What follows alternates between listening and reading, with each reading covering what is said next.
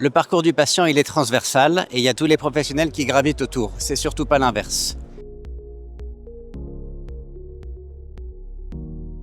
Bonjour l'œil de la santé, je suis Vincent Herrera, secrétaire général du groupement hospitalier de territoire de la Mayenne et du Haut-Anjou.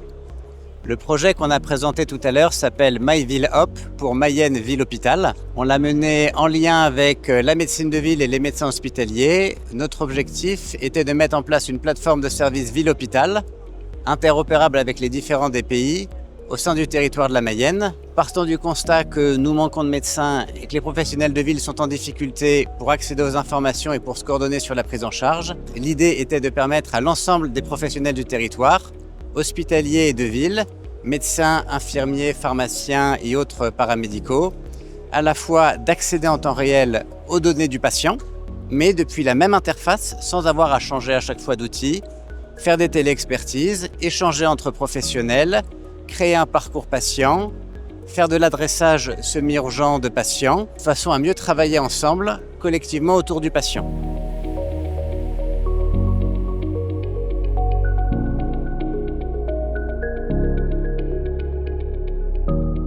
Le parcours du patient, il est transversal et il y a tous les professionnels qui gravitent autour. C'est surtout pas l'inverse.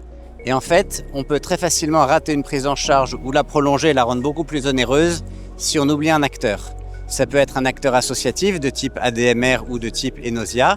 Ça peut être un acteur pharmaceutique, un acteur paramédical ou médical.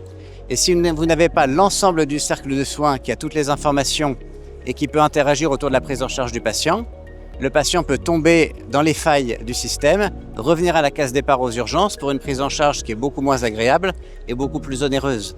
L'objectif, c'est bien de pousser des données médicales sécurisées et partagées et un ensemble de services auprès de l'ensemble des acteurs de ville pour maintenir ce maillage et garder le patient où il souhaite être, en ville, et ne réserver la prise en charge hospitalière, qui peut être indispensable évidemment, qu'aux cas qui en ont absolument besoin.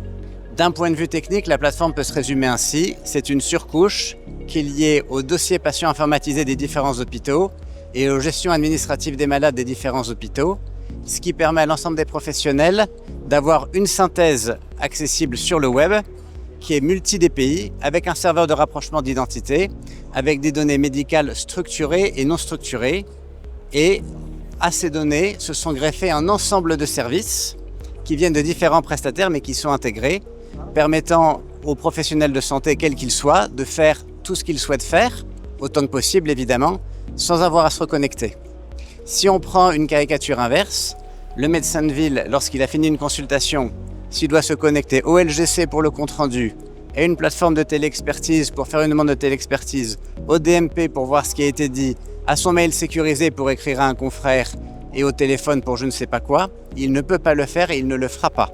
Et donc c'est au territoire, au collectif, de proposer des outils qui ont été co-construits avec tous les professionnels de santé pour leur faciliter la vie. À défaut, on est dans un cercle vicieux où le patient tombe dans une faille, revient aux urgences, ressort, peut rééchouer, revenir.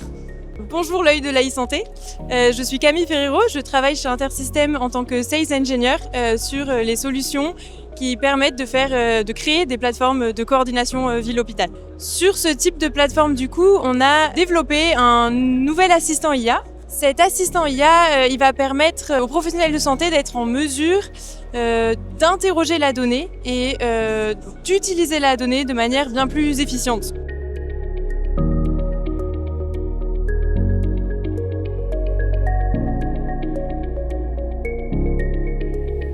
Alors actuellement, l'assistant IA, il permet d'interroger la donnée structurée.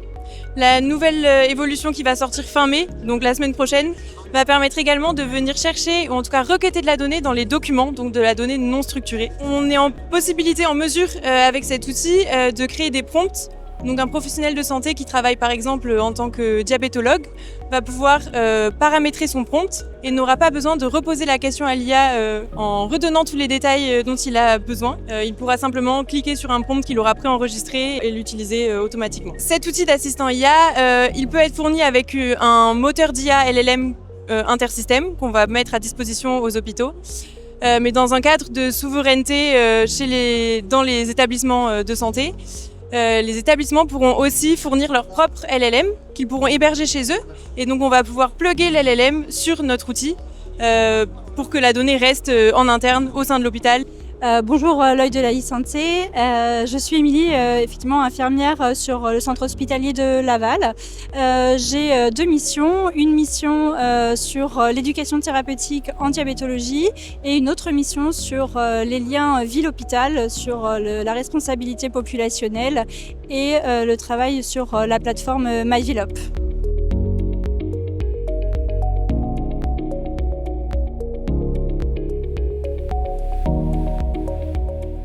Alors cette plateforme, elle est très utile pour les professionnels libéraux et pour faire du lien avec les professionnels de l'hôpital. Et elle va leur permettre d'avoir une accessibilité avec une recherche très simple et rapide des différents comptes rendus, courriers, ordonnances des patients qui ont été faits à l'hôpital. Ça va leur permettre aussi de faciliter le parcours des patients dans le sens où, grâce à cette plateforme, ils peuvent faire des demandes d'adressage à des spécialistes en intra-hospitalier. Alors le cas d'usage qui est fréquent, c'est par exemple une personne âgée qui a besoin d'être hospitalisée à l'hôpital parce que son état se dégrade. On va utiliser la plateforme pour prendre contact avec l'équipe mobile de gériatrie par exemple, ce qui va permettre une hospitalisation directe et non plus un passage par les urgences qui est souvent délétère pour les personnes.